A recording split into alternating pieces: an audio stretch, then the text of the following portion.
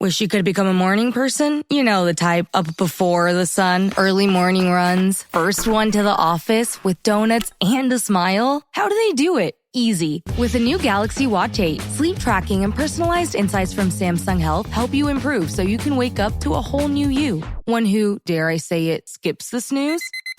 It's possible. Train your sleep with Galaxy Watch 8. Learn more at Samsung.com. Requires compatible Samsung Galaxy phone, Samsung Health app, and Samsung account. Welcome to Sephora. I'm looking for a perfume that's not too perfumey. I got you. Serum moisturizer or moisturizer serum. Let's get into layering. My concealer is making me look worse. Sounds like the wrong shade. Let's get you matched. There's only one store that really gets what you're going for. Get beauty from people who get beauty. Only at Sephora. Hi, Let's get you a basket.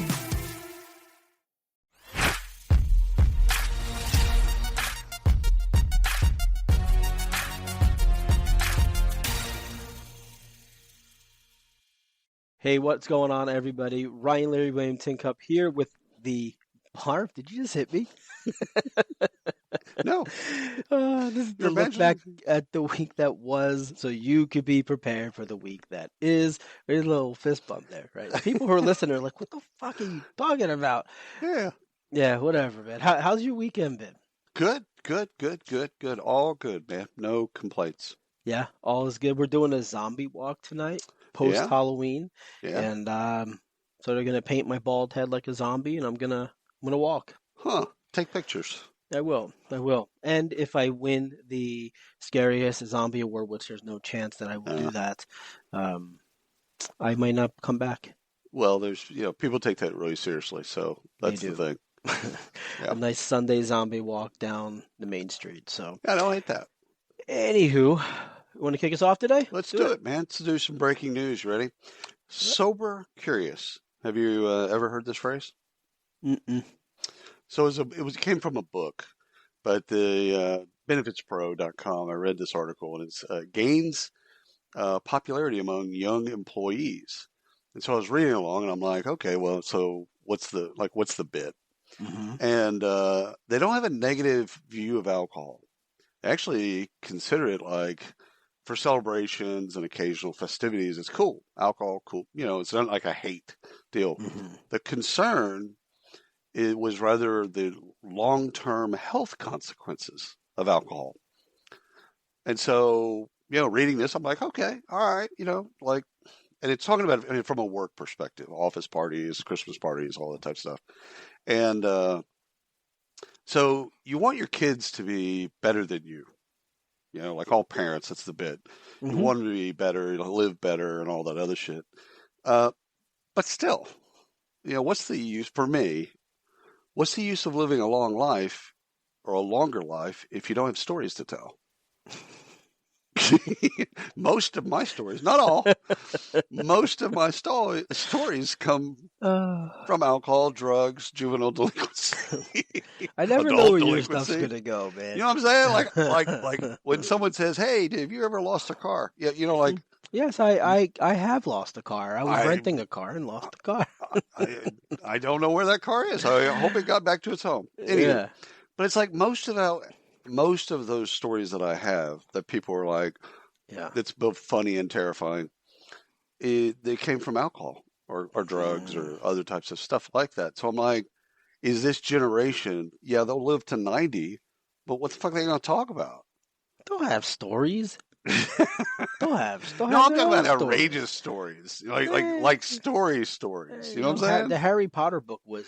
It just you know what I'm talking about. We're gonna sit around and talk about. You remember that one time that we, looked at the internet? Yeah. So anyhow, sober curious is a thing. Okay. And for your younger employees, it isn't a hatred of alcohol. So it's that's where I thought they were going with it. But that's not the bit. It's just they look at it at the long-term health consequences and they say pros and cons. So, well, okay then. There you go. So let me ask you this. I might have asked you this before. So there's this running joke among my inner circle at home. Yeah. How many people will be at your funeral? I hope none. Yeah, well, because that means you live the longest, right? Yeah. That's what I think. Yeah. But if I die now, Oh, like, yeah, you'll have a whole bunch of people. I You have don't your know. fraternity. Yeah, I don't know. I go to funerals and they have 100 people. I'm like, I've got to think. I don't know if I'd have that many people here. The life that I've lived doesn't exude a lot of like, first of all, I'm going to be cremated. Mm-hmm. So, and then people still be there. Yeah, maybe. You might have people to watch you get cremated. Yeah, he's dead. Yeah, I can dance on his grave. Yeah, I took us way off track here. No, but the thing is like the goal, I think, of most lives is to have enough people to carry your casket. 6 people. 6 people. 3 if they're strong. Yeah. Well, a lot of strong people, so maybe you need less. But that's the goal. Just have 6 people. That's the goal. Just have 6 people. If you have 6, you've had a good life, blah, blah, blah. All right. I'll get us back on track. I dare you. All right. So this is a story I think you'll have much more to talk about than me. Yeah. But I wanted to bring it up because it's an interesting story around the PNW, which is Pacific Northwest. Mm-hmm. So EEOC partners with the PNW based tribal employment advocates ahead of Heritage Month. Okay, so this is interesting for me for a couple of reasons. Locally, the school district is now recognizing pretty much everything. Right, the kids either have off or they do something to recognize, and that creates questions from the kids, like, "Hey, what is this?" Because they don't know, right? And curiosity, and that's a good thing. That's a good thing. And so I was talking about this, or something similar to this, like this, to one of my kids, and they didn't quite get it. Like, why? Why does it matter? And so the example that I kind of came up with in my head that I'll share here. I want to get your thoughts on this because I think this is obviously your area. And I said, look, imagine your school decided only. So let me back up and say exactly what's happened. This is worker rights. So this is similar to unions, right? Like if there's a construction project, if it's a union-based company, they go to unions, et cetera, local labor, et cetera. So this is about making sure that the indigenous or tribal have working rights, fair working rights. So the conversation went something like this, where imagine in your school that your school decided only certain students can access to the best classes or certain books. Right. You have to be white to take AP classes. Right. Based random rules that don't make sense, right? Nobody thinks it's fair, but hey, you get to go here, but you don't. You get to go over there. Kind of like the the walks and stuff like that. And so that's what this is about. But what I found interesting is that I don't hear much about this.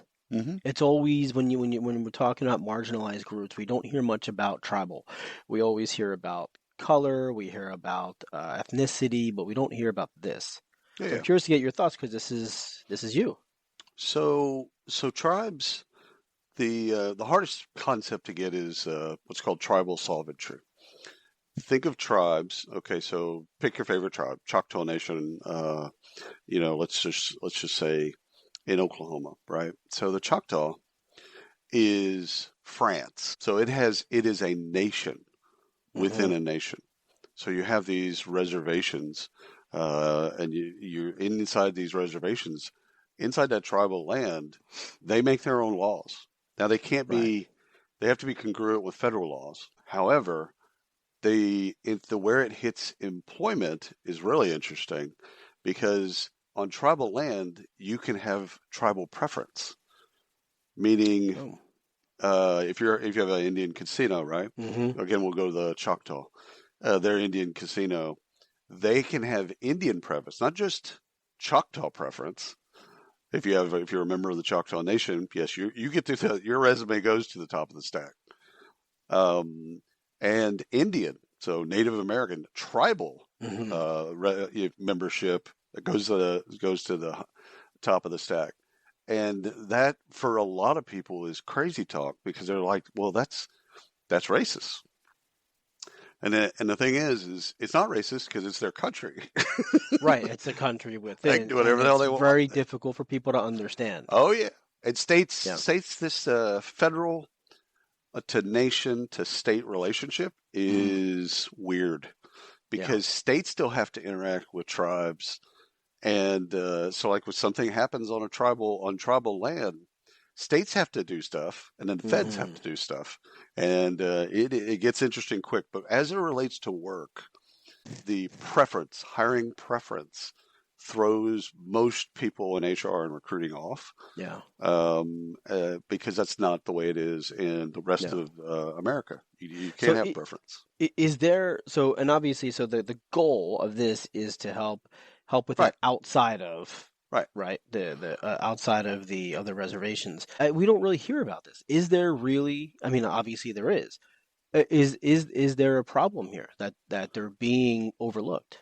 Oh, well, outside the reservation, 100%. They're treated just like every other brown person. That's interesting. Okay. So, but on the reservation, the tribe can control it. So they can basically say, we're going to hire our own members. Right. And then if you're white or black or Mexican or whatever, great. We would like to hire you as well, but you're going to positionally, you're going to have the lower positions and you're going to get hired at a slower rate than natives. Right. That's the way they balance things out. Okay. So a lot of tribal people that live or near or on reservations, they work on the res because it's just easier. Right. So well, there you go. There you go. Good stuff. Alrighty. Yeah, I know this one you are going to love. Google just gave its AI access to search. And that happened hours before OpenAI launched ChatGPT search. Right. So. Which is very annoying, by the way. Oh, yeah. But mark this as the day. Yeah. The search wars have begun. Mm-hmm. This is on VentureBeat. It's everywhere, actually. But VentureBeat, go and take a look at it. It's basically saying, okay, Google just opened up AI search. OpenAI opened up ChatGPT search. Right. How it impacts work, as I can see it, for 20 years, we haven't thought about search. It's Google has been in our lexicon. You just went there, Google. You just Google it. Yeah. Like you're at work, you're like, oh, how do I do this thing? You just Google it. Yeah. Well, now you got a legit choice to then say, nope, ChatGPT. Let me search it there. It's interesting you say it like that because pace of change in the world of business is fast, and that drives incredible complexity for the world of human resources. Welcome to the HR Data Lab's Brown Bag Lunch, a series of conversations with experts inside and outside the world of human resources on how to innovate, measure, and evolve our practices. Our goal is to help provide you with practical examples of how HR has to change and to meet in this complex business environment. Every week, we'll talk to new and different voices on all aspects of human resources. And guess what? You get to chat with us live. Live? Live. So they can answer questions or they can ask us questions? They can ask, they can answer, whatever they want. They get to talk with us live. That's awesome.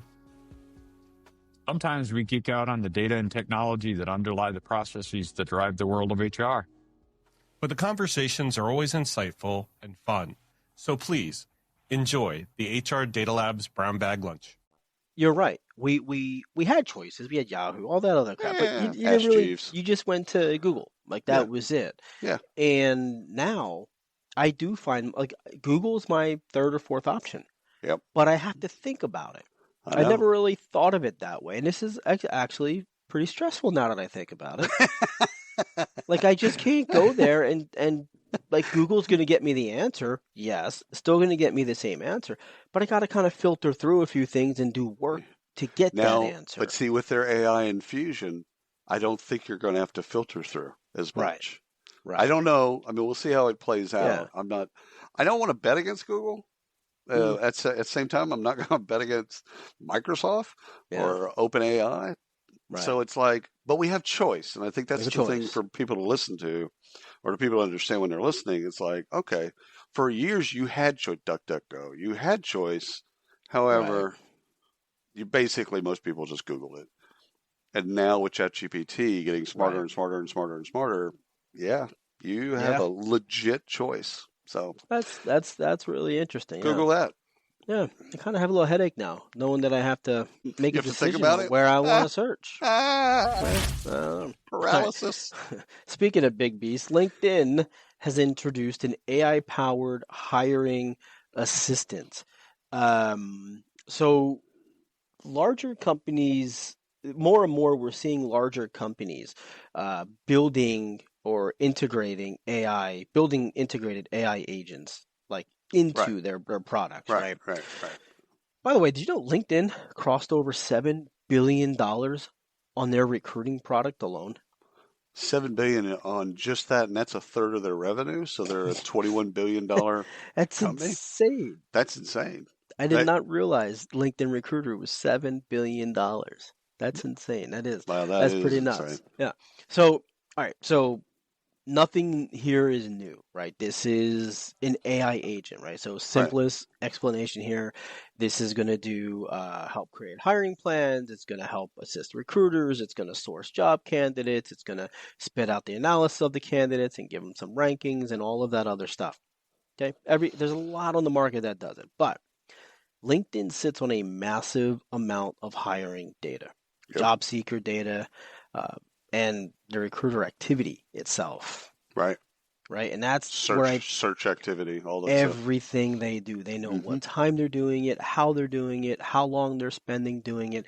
There's a lot of information there that can now, which was always used, but now they're serving it up. Now they're serving it up. Exactly. Right. That's so they know the who, what, why, when, and where, everything that's happening in recruiting. So I'm curious to see how this plays out because people are going to hate LinkedIn for LinkedIn. Right.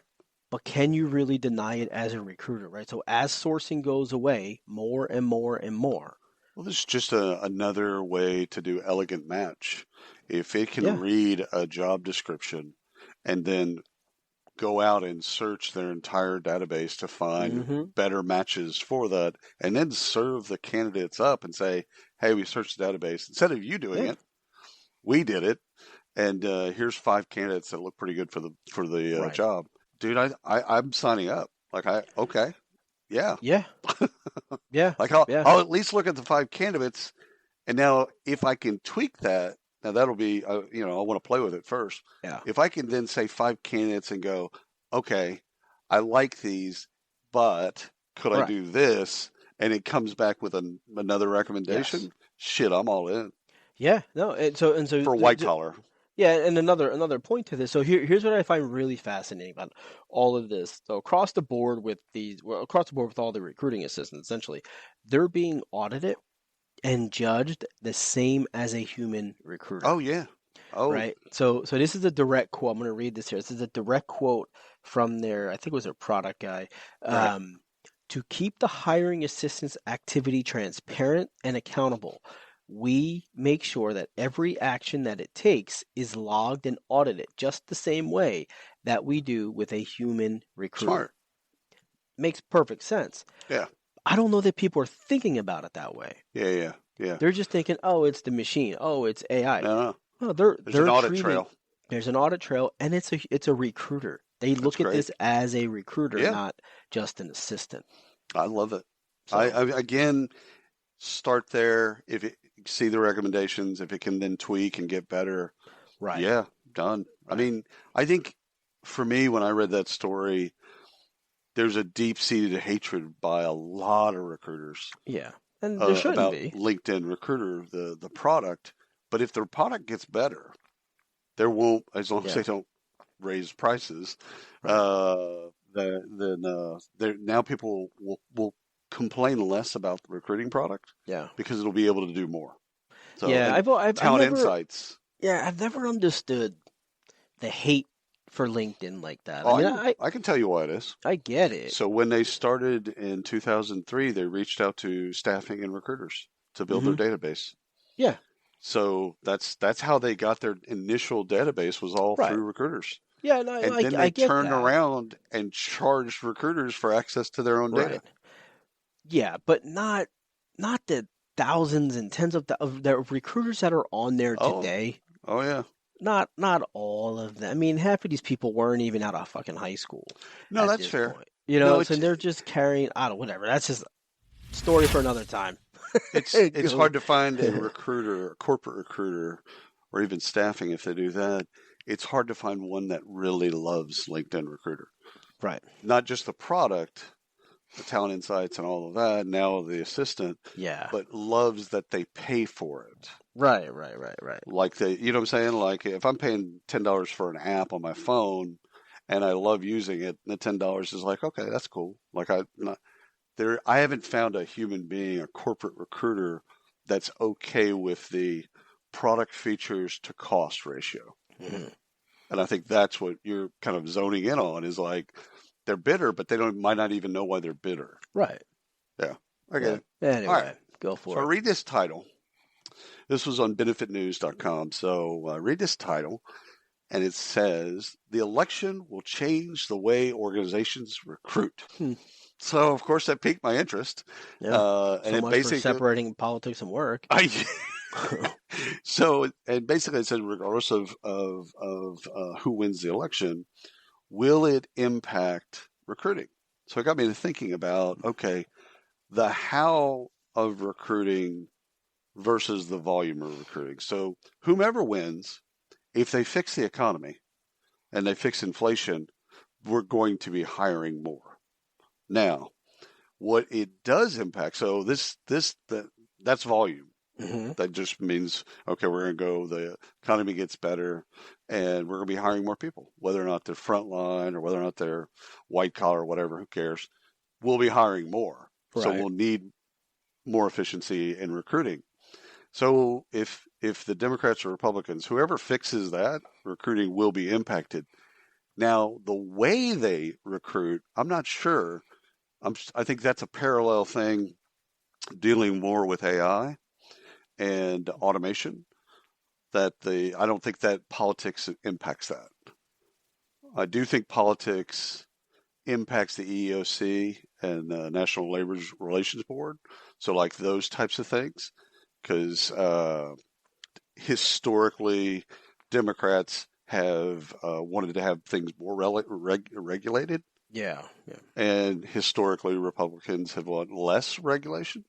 So those boards change with the politics. And so the cases change and, all of that stuff changes. But recruiting, I don't think the election changes the way organizations recruit. I think it impacts if one wins and it's decisive, whatever. One wins and it's decisive and they can fix the economy, especially inflation, then organizations there's going to be a flood. Money, it's been pent up for 4 years now. Yeah. People are going to want to spend money and want to build businesses and want to do stuff.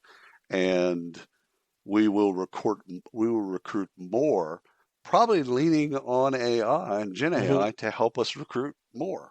Yeah. So anyhow, go read the story because it's fascinating the way they talk about the election and recruiting. So there you go. We only have a week to go, a couple days. Days to go. And we'll know. Or maybe we won't. Maybe not. We'll see. All right, I've got one around workplace religion, religious accommodations. This is an interesting. There's a bunch of articles on this one, but it's a really long article. So the TLDR of it is there's a woman who did a retreat for religious reasons, a religious retreat. Every year, several Catholics, years, 3 or 4 years. Married couples. Yeah, it's like 3 or 4 years, and it's a month-long retreat. Okay. Oh, wow. So it's a month-long retreat. It's always been approved by the company. Company said, yeah, sure, go for it. I don't know if it was paid or not, but I'm sure part of it was paid, part of it was not, or she was vacation, whatever. Right. But it was approved. Anyhow, this time it was declined. It was denied. Okay. Really? They gave her 1 week. And so, of course, this didn't go well with her, right? And one thing led to another, and all the can of worms is open. Now, all this other stuff starts coming out she filed some claims and, about religious accommodations and, all of this.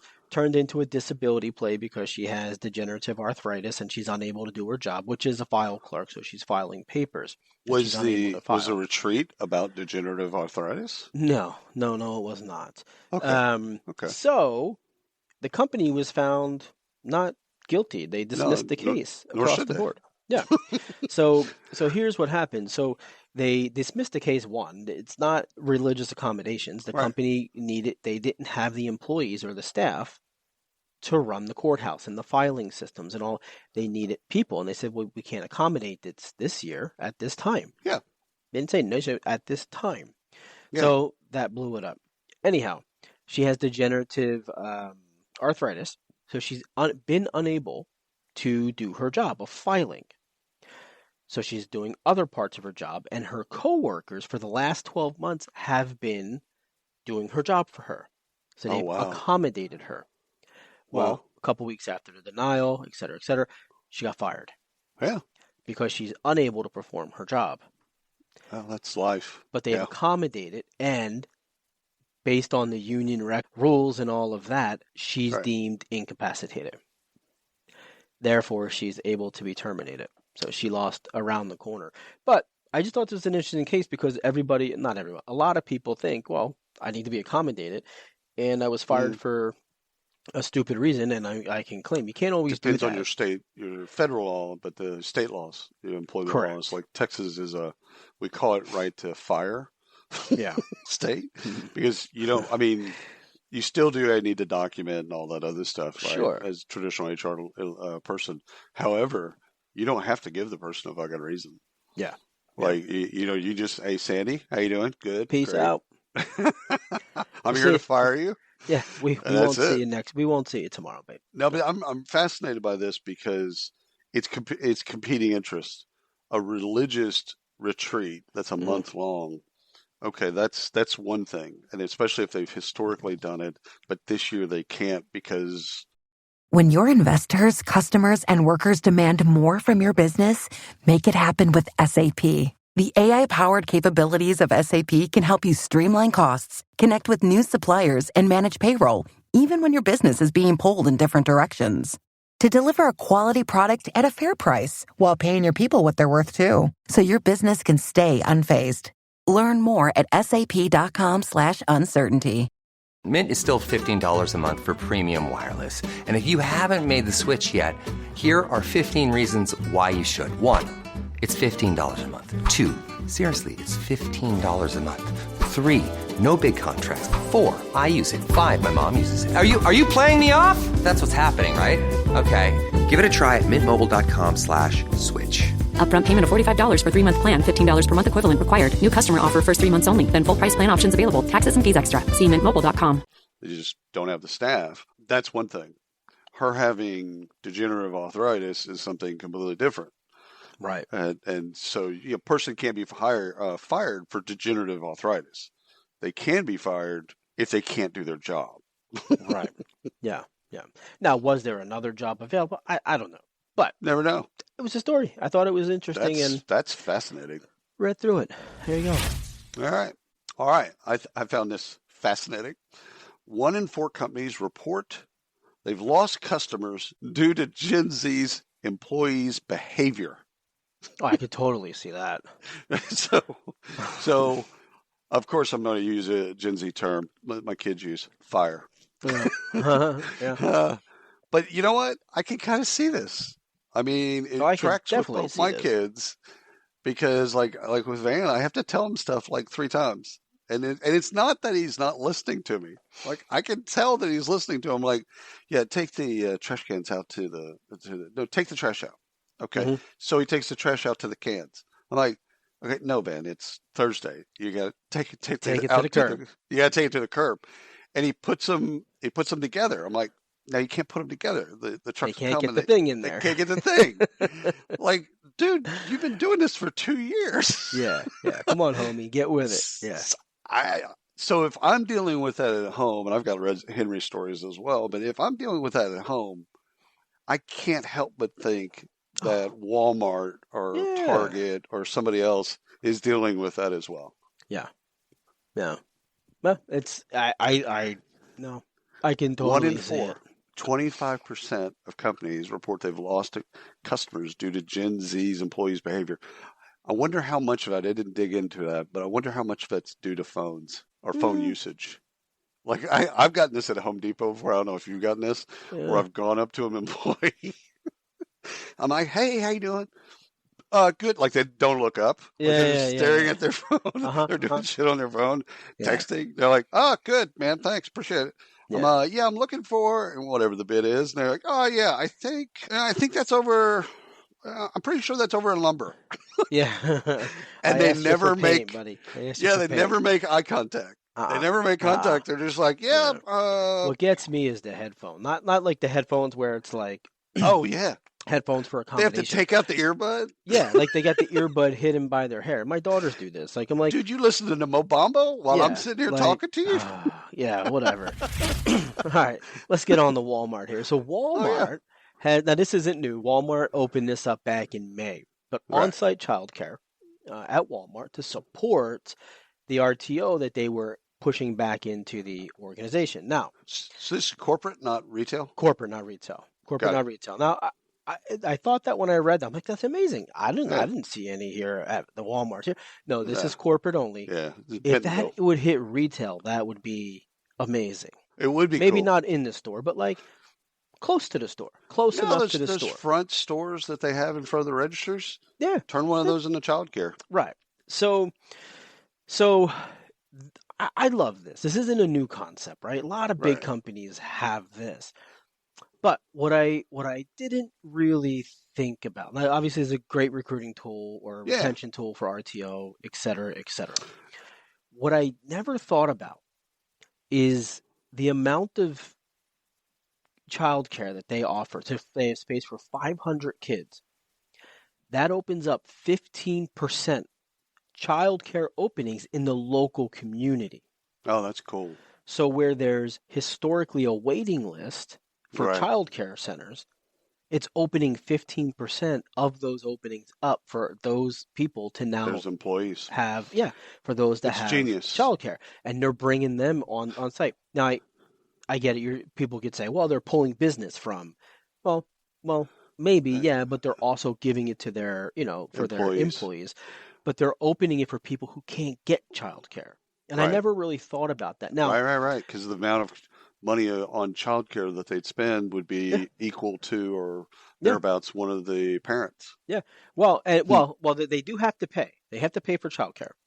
Really? Yeah, they have to pay for it. That was the one downside I saw. So if you're investing in 2 buildings, 500 children from infancy to pre-K, why not just cover the cost? I mean, it's $1,000 a month, between $1,000 and $1,200. That's sullied that for me. It's a great. I love it. But it shouldn't be a profit center. It shouldn't even be a cost center. It should just be. Yeah. Well, they're doing it in partnership. I think it's with Bright Horizon, so they have to pay. I understand that, but that's probably something that could be. They got plenty of profit, man. Subsidized. Exactly. But you know what's interesting is this is for all the folks that are doing a return to office.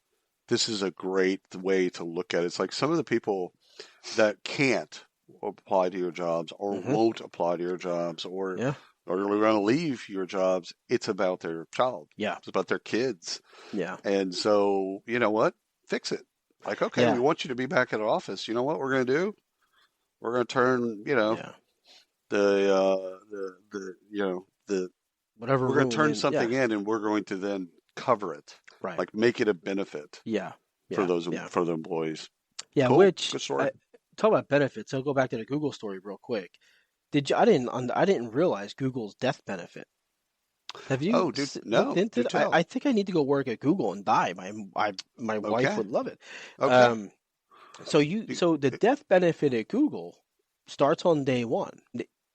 They get. I'm sure there's a vesting period, whatever it is, but your spouse, your significant or partner, domestic partner, as they specifically label that, gets up to 10 years of 50% of your salary. Oh, that's cool. Yeah, and each child gets $1,000 a month until they're 19. Yeah, or 23 if they're in full-time education. You know what? First of all, I love that, and what I would want on my Google death if I were working at Google, is eliminate me from the internet. Don't let my kids find anything that I've done in life. Just everything that has my name attached to it, just delete it, make it for where people can't find it. That would be a benefit for me. That's awesome. That's awesome. Yeah, so that's twice I took us off track today, but you said benefit, and it triggered my thought. Anyway, let's get into some acquisitions. We got some good things happen. Arcos acquires Clarion, expanding its workforce management solutions portfolio. So Clarion.com, and that's just clear, ION.com. You go look at that. So Arcos is workforce management software for utilities and critical infrastructure industries. So that's what they do. And Clarion is a provider of SaaS mobile software for vegetation management, inspection, and maintenance. So basically, they've got these different industries that they cover. Arcos has other industries. Now, Arcos, by acquiring them, can now go into those other industries, and vice versa. They take Clarion into the industries that they serve. So this is a great example of vertical integration, where you have verticals. Now you bring on other verticals that you weren't dominant in, you acquire those. Right. And they'll do what Ultimate Software and Kronos did years ago, is Kronos will sell to Ultimate Software customers. Ultimate Software will sell to Kronos customers. There's a little overlap. And they don't have to do anything other than just sell to each other's customers for a while. Yeah. So, anyhow, great acquisition. Good for them. Nice. Okay. We got EQT acquires PageUp. I forgot about PageUp. Yeah. And I did not realize they've been in this business since 1997. I didn't know it went back to 97. Yeah. I remember, like, in the aughts, I remember meeting their founders. Yeah, it's been a while. So EQT made the acquisition through BPEA, private equity. The goal here is to focus on deeper offerings and a wider international expansion. Mark Rice, who is their CEO, founder, CEO. Not founder. Not founder, sorry. CEO. My apologies. Will retire as CEO. I don't know if he's going to retire, but a lot of CEOs say that, and then they do He's some being other retired. shit. He's being retired. That's kind of what's happening here, right? It's not is what it is. This is normal. But for those who don't know, PageUp, for whatever reason, recruitment marketing, ATS, performance, good. I think this is good for them all around. Congrats on them. When I first met the founders, as a husband and wife, and it was in Australia, and great. I mean, really, really like great people, really, really nice people. And then they moved to Bangkok, and they ran the company from Bangkok, and they've been going around the world. They've got a worldwide clientele. For me, what's great for everybody is EQT Equity are experts in international expansion. That's their bit. That's how they make money. They do this right. Battery Ventures basically own PageUp, so they get a great exit.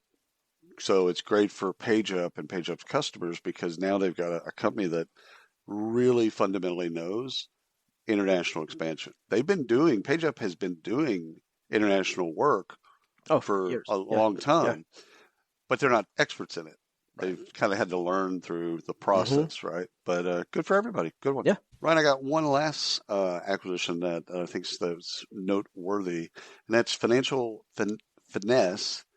Kind of doubles down on financially vulnerable employees.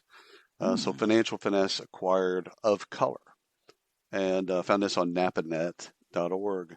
I love this acquisition because Financial Finesse has been focusing on financial wellness for a while and getting people's literacy. They got all kinds of cool products. So acquiring this basically says to the market, financial wellness or financial literacy is not just for those that can afford it. And so it's a great acquisition. So take a look at it. Financial Finesse and Of Color acquisition. Very cool. All right. On to research. We got research. So I blacked out some numbers for you. Oh, I like that. So we've got DEI in 5 numbers. So I found this on HR Dive, and I just thought this was pretty cool, and I wanted to throw this out. Okay. I'm going to give you 30 seconds. Okay. And I'm going to stop you. I'm not really going to time you. I'm just going to say shut up. No, I got you. I'm just going to say shut up. All right. 2024, the year by which 50-50 women on boards is expected or expects gender parity on the U.S. corporate boards. 2044. Is it before or after? After. Wow. Okay. 79%. The rate of women seeking seasonal work who say they would prefer a part-time position. This is according to iSIMS because they feel saddled with gendered responsibility of child care. 30 seconds. What's your thought? What's am I saying it's before or after any of that? No. Just your thought on it. That number is probably should be higher. Should be higher. Wow. Yeah. Okay. I think a lot of women feel moved that. off of it yet? No, hell no. Oh, as I was writing this down, one of everybody that I know, two men of everyone that I know are stay-at-home fathers or were stay-at-home fathers, right. And their wives worked. Out of everybody, only two. Yeah, it's the perception that I'm dealing with. In 20 years, 20 years is nothing. It's a generation. Yeah. And I think it'll take longer than that, and it's to really actually get there. Yep. So 18%. Now, this is just now. This isn't 2020, 24. This is now. Rate of U.S. adults who, on average, say they've adopted a side hustle to hone their skills. The number jumps to 44% when you're talking about Gen Z. That's probably legit for now. For Gen Z, that's probably a low number. That's probably higher for them. Yeah. Right. Well, there you go. Yeah, that's good. That's good. You got any other numbers? No. Those are the numbers? You can unredact those. All right. Korn Ferry research reveals talent acquisition trends shaping 2025. Korn Ferry, huge. So you can go take a look at it. It's a huge study, and it's their 11th year of doing talent acquisition findings. So let me give you 3 nuggets that came from the report. 67% of talent professionals feel AI will have a major role in talent strategies in 2025. That's a big number for that to be just 2 months away. Yeah. So let's put a little post-it note on that. 64% of talent leaders say one of the biggest challenges facing the new world of work is finding candidates willing to work in the office. Oh, RTO. 64% Can't believe say, it. yeah. I'm thinking that number's low. Hey, this is William Tincup, and I'd like to talk to you a little bit about Practitioner Corner podcast. It's a wonderful podcast about the journey, the paths of how practitioners, both HR and TA, kind of go from high school, college, all the way to where they are right now. Some of the things that they've learned, how they've been successful, people that thrive around them, etc. It's a fun podcast. You'll love it. You'll learn from it. Subscribe to it. Thanks. For those that have to recruit for RTO, I think that's probably more like 80%. Wow. Yeah. It's just the pool just gets smaller and smaller. Yeah, I'm starting to feel like an old man. Like, excuse me, Shani, get off my lawn. Like, why? Just get to the goddamn office and work.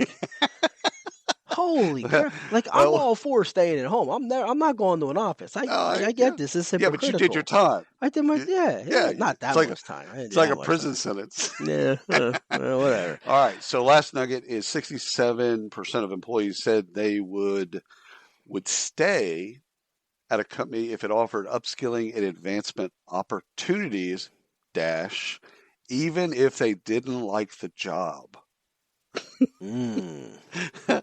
I found that fascinating. So basically, 2/3 of your employees will stay. If you just offer them upskilling and advancement opportunities, you don't even have to worry about their happiness. They'll stay. They'll stay just because of those things. Yeah. So there you go. Fascinating. Anyhow, kornferry.com. Go take a look at the research. It's fascinating as always. All right. I have one more number I want to give you. Oh, I'm going to go back to this. I want one more number because I wanted to get your take. 94% This is a Deloitte survey. 94%, the rate of Deloitte respondents who worry that younger generations will not be equipped with adequate human skills in the workplace That by number 2044. should be higher. How much higher can you get? Does it matter? No, because it's generational. This has nothing to do with AI. This has nothing to. This is one generation looking at another generation, saying they don't have what they need to do whatever. Keep Every generation generation to has yourself. done that. Boomers have done that to X. X did that with millennials. Millennials did that with Z. That's why it's a high number. Yeah, and it will be a high number because it's all what the time. I call generational warfare. Right. So. All right. So this is a survey that was done by Express Pros. This is really interesting. 40% of job seekers avoid companies without clear stances on key issues. Now, this is going to take us through like 97 conversations that we've had over the last like 6 months. So I'm gonna throw this out here. So approximately 20% of hiring managers have encountered job applicants during the interview process or current employees who question their company's stance on DEI and other stuff, but DEI was the leader. Okay. Top concerns for job seekers. This is during interview process asking the hiring managers. So top concerns that job seekers want the companies to address publicly are diversity or DEI. 37%. Racism, 35%.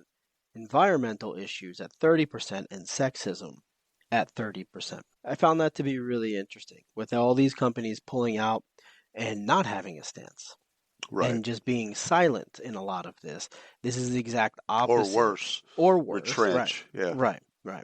And so this is a key thing this is critical for job seekers, and they're asking these questions in interviews, and the hiring managers don't know how to answer this. They're not trained on this. They're just going in for interviews. Well, it's whose might will bend first. Correct. Do you want the talent? And if you can get the talent, you don't have to answer these questions. You don't have to have policies. You don't have to do things publicly. You're not going to care. Right. The moment in which you can't get the talent, that's the moment that your corporate policy changes. Right. So it's really bending to the will. The will of Gen Z is these things. Fantastic. And there's nothing wrong with it, by the way. Right. However, they're not in control. It's the people that are the generations above them that are in control that see that stuff as, listen, it's a job. Do your job. When Gen Z gets to a point where they're running the company, are they still going to have these same concerns? They have these concerns in their 20s. Right. As most people do in their 20s. In their 40s and 50s, will they be still concerned about these things? No, probably not. Because life has changed. Same as us. I mean, we were concerned with something at 15 and 20 and 100%. 25 and 45 and care deeply about it. Yeah. Now, could care less. So, that is fascinating. Show me the money. That's what I care about right now. Yeah. Again, what would be interesting to then see on that study is like, hey, we'll pay you 10% more. Yeah. To just shut up and stop asking these questions. Would you do it? Maybe. The younger generation, Gen Z probably would. I would. Yeah. You're gonna give me 10%? I'm gonna do the same job? Yeah. I don't need to ask questions. I'm good, brother. Yep. All right.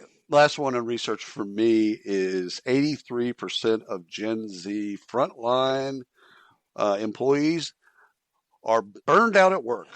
Over a third may quit because of a recent study by UKG. So basically, this is about burnout and Gen Z. So UKG, huge study, 13,000 frontline workers. Because that's their clientele, right? Yeah. So they really wanted to kind of get into Gen Z, what's different about Gen Z, and what do they care about, blah, blah, blah. So 61% of Gen Z isn't satisfied with the overall employee experience. Now, take that and then go back to that study of the note where companies are believe that Gen Z is 1 in 4. Mm-hmm. Gen Z, they're losing business because of their behavior. Yeah.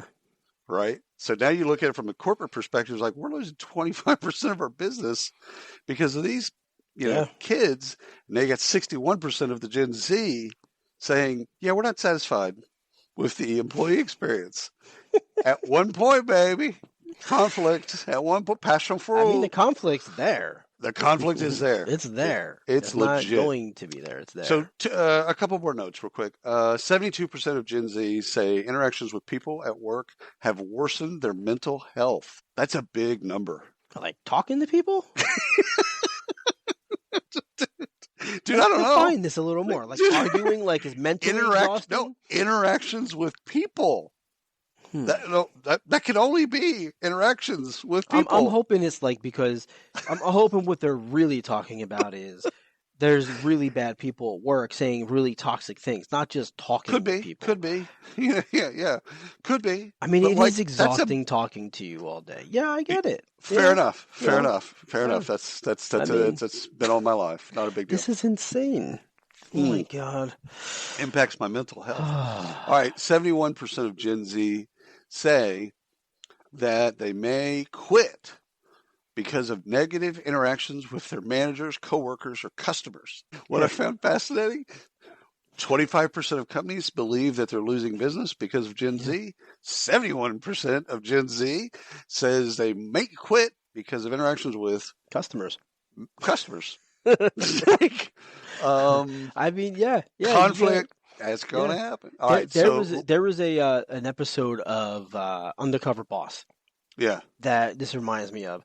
The guy, it was a kid, he was probably 18, something like that. He was working fast food place, and he just, I mean, I get it, it's scripted, but they were saying, it's like, I hate people. I hate customers. They suck, and this and that. And he's cursing, this and that. And like, I'm just like, you're working in a fast food place in the drive-thru. How do you hate people? Yeah. I don't get it. Find a job where you don't have to interact with people. Cool. Yeah, go get into a warehouse and just pick stuff off a shelf or something. Throw boxes. You can do that. All right, last thing on that is 20% of Gen Z say they've never been recognized by their manager. That floored me. Yeah, I could see that. Because it deals with, like, what is recognition? Yeah. The concept of recognition. What is that? Yeah. So what is it? Define it. What did I think the company feels as if they're, and I've always felt this, but I feel it more now. I feel like the companies feel as if they are recognizing. Right. By doing certain things, but they're boomer things, right? They're old and they're antiquated. And these people who are in the workforce today, us included, we want to be recognized in a different way. Whatever that way is. Recognition comes in the form of EFT. Yeah.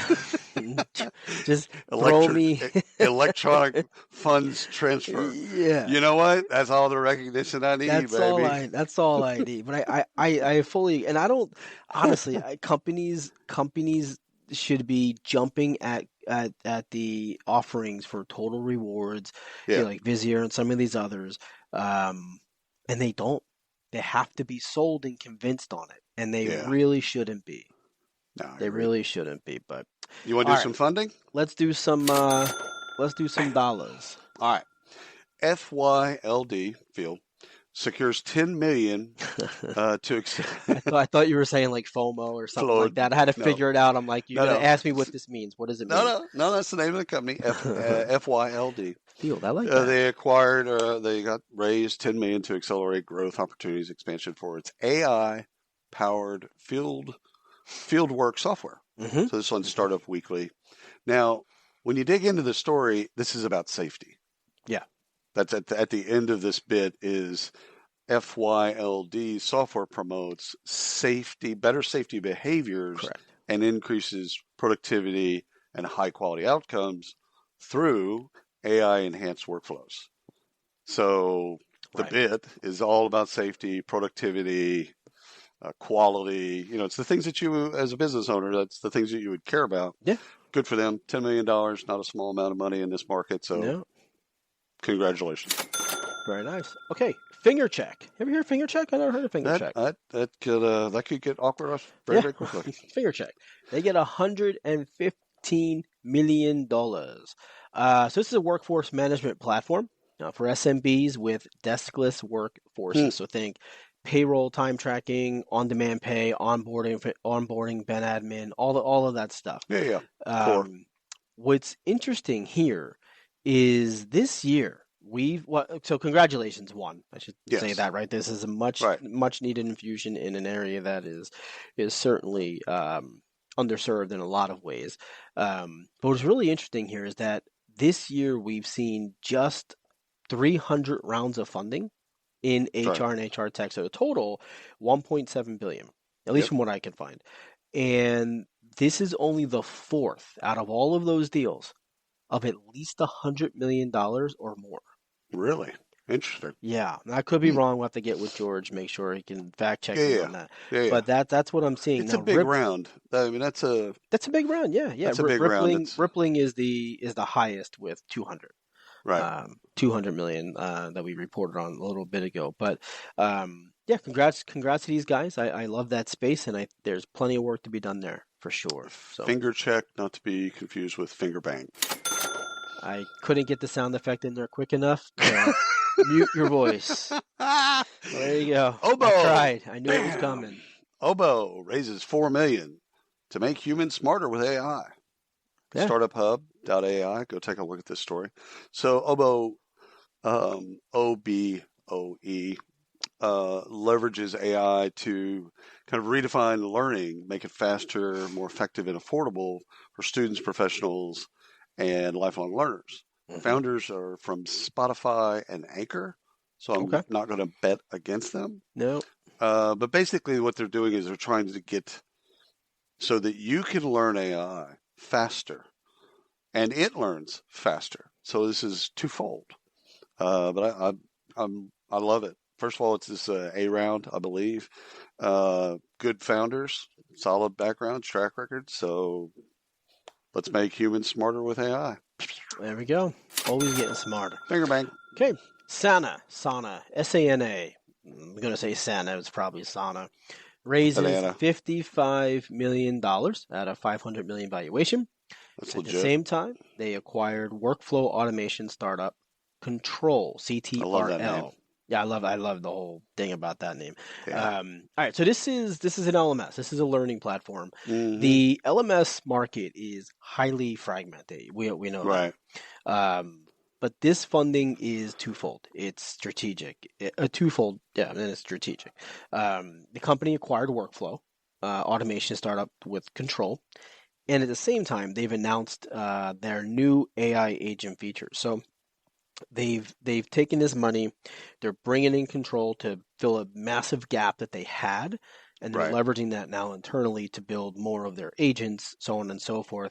But at the same time, they also just quietly announced their AI agent features, which is the foundation of everything moving forward. So yeah, good for them. Good on them. And I do love that name, Control. Yeah, I do too. Credible Mind. You're going to love this one, by the way. Credible Mind announces $7.5 million in Series A to expand access to expert curated and AI personalized mental health platform. Okay. So this is on solutions. It's on Credible Mind. So you can just go to Credible Mind. It's in their press release. Series A, 7.5, all good stuff. But why you, Ryan Leary, why you will love it is they're going in the direction of creating personalized mental health co-pilots. Interesting. So you have a question about your own mental health, about your sleep, all that stuff. Mm-hmm. Just bam, it's right there. So I have a therapist in my pocket. Pretty much, baby. I like that. I think it's cool. Yeah. And once you dig into their solutions, they've been doing cool stuff for a while now, like Credible Mind has. But this money is actually to do this bit, to create this little co-pilot. So I say this little co-pilot, it's massive. Little bitty co-pilot. Yeah. I just think it's cool. This is what you've been talking for months about how everyone's going it's not just one co-pilot. We're going to be surrounded with co-pilots. Yeah. Which is this great. is the example of, I had this idea 90 years ago. Yeah. and somebody else did it, and I'm still sitting here working. And Yeah, no, 100%. It's one of You're those going to be deals, better. so. Yeah. All right, Beamery. Bank. Beamery takes a round of debt financing. I saw this one. Yeah. So I like this. I like this. A lot of people. Tell me why you like this. I like this for a lot of reasons. No. A lot of people get nervous when they hear companies taking rounds of debt financing. I think it's a confidence thing. I think these guys believe in what they're doing. They've been around forever. They've been written off a number of times, and people just kind of brush them under the rug. But they're here, and they're doing well. The amount hasn't been disclosed, but they did say. So what I don't like about it, they did say the funds will be used for innovation. Whatever that means, it's going to be used for innovation and expansion. But they're bullish on what they're doing right now, and the banking gods trust them. So God bless them. Confidence is in the air. Good luck. When you look at the end of the day, you look at your cap table, and if you're not giving up equity, the money, if you need it, it's better for them. Now, depends on at what rate you have to pay back the debt, right? So if it's expensive debt financing, that's not a good thing. That means that they're starving for cash. They don't have enough money to then do it, and they couldn't raise. Correct. So sometimes it's a signal of they couldn't go out into the market and raise money, and so they had to take debt. When they have to take debt, is at a high rate. Right. Not quite a loan shark, but real close.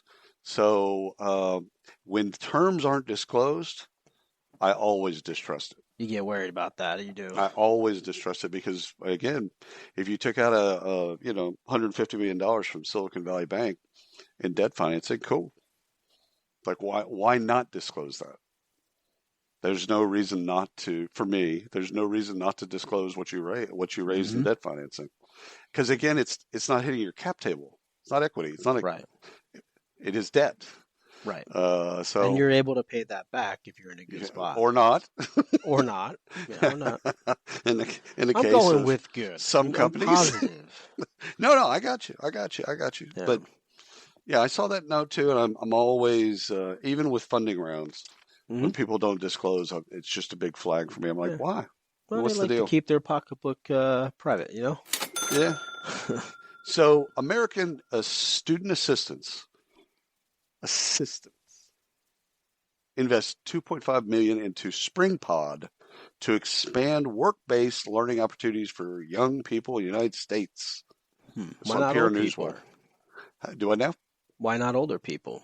Yeah, they giving up on those folks. That's just sorry, old dog, new tricks. Man. Anyway, this is on PR Newswire. So I like this. First of all, I think it's a great investment because the gap for entry-level employees for either college or high school, when they define young people, could be any of that. It's always been off. Like when you graduate high school and then you get into the working world, you're like, whoa, I didn't know that. Okay, so they create basically learning opportunities, scenarios, situational learning, experiential learning, all that type of stuff, to then narrow the gap between what you learn in school, whether or not you graduate high school, graduate college, whatever the bit is, and then when you enter the workforce. So how do you narrow that gap? SpringPod, that's what they're doing, is narrowing the gap. So great investment. I can't wait to see where they take this and how they do, but good for them. All right. I've got one more in funding, and then we're going to call it a Tooth Fairy. We're going to channel the Tooth Fairy here. So Toothio, which I just love the name. This is the only reason I'm covering them. They raised $5 million for themselves. This is a digital staffing marketplace for the dental industry. Right. So this is on-demand hygienist, dental assistants, receptionists, people like that in the offices that are hard to come by and may be out of the office, and you can't just cancel 30 appointments in a day. Right. Just can't afford to do that, right? I mean, like at the dentist, they're backed up, a quarter at this point. And so this is an on-demand staffing platform to allow them to locally pull people who need flexible shifts that are qualified, vetted, and ready to go. So $5 million for these guys. Don't I hate love it. the name. No, don't Love hate the it at name. all. And that's why I'm covering them, because I like the name. Do you know 22% of dental hygienists are ex-sex workers? No, I Yeah. don't. Yeah, How do they're you know strippers. that? Well, I study the market. That's what I do. Move on. I don't know where that came from. When you mentioned dental hygienists, Yeah, this is what that's you what I think thought of. of. Strippers. Oh, there you go. Anywho. All right, last one, and you were going to love it because you love this type of stuff. It's Read AI raises $50 million Mm-hmm. and to capitalize on strong demand for its AI summary tool. So they've been around for a while, doing great stuff, and so TechCrunch.com, you go read about Read AI, but they've been summarizing emails, summarizing messages, summarizing meeting, programs, but now they're getting into Slack, Teams, Confluence, like everything. And so they want to be in the summarizing business of everything that you do. Yeah. And so this ultimately helps with productivity because we don't have to read the 6 pages of things. It's like, all right, tell me that in 500 words or less. Love that. Which again, productivity, but also happiness. Yeah. So good for them. You got to be able to Read trust it. So AI. that's good too. Yeah. So Read AI. that's it. We're done. That's all we got for today. So thank you all so much for listening. We really, 100%. really appreciate it. Yeah, we do. Go Birds. We'll see y'all next week. Subscribe, like, and rate us if you're out there and listening. I should say that in the beginning so that they can just stop listening and rate. Good point. Yeah. Yeah. So anyhow, thank you all for listening. Till next time.